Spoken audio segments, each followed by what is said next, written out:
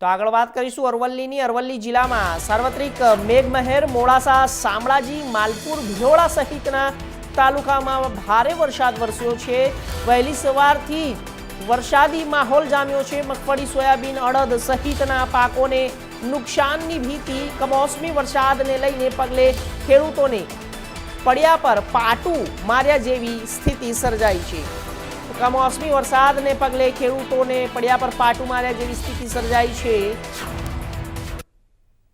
તો આપણે જણાવી દઈએ કે જ્યારે મોડાસામાં વહેલી સવારથી જ વરસાદનો માહોલ સર્જાયો હતો અને આ વરસાદી માહોલની અંદર તમામ પાક જે છે તે નુકસાન થવાની ભીતિ સેવાઈ રહી છે. ખેડૂતો ચિંતામાં મુકાયા છે.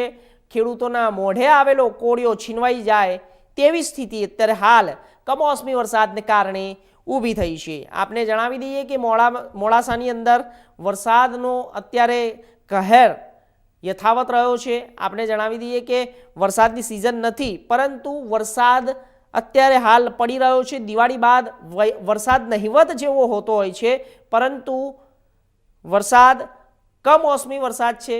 તેના કારણે હવામાન ફેરબદલ થતું હોય છે અને ફેરબદલના કારણે કમોસમી વરસાદ વરસતો હોય છે અને તેના કારણે પાકની પણ નુકસાન જવાની ભીતિ ખેડૂતોને થતી હોય છે.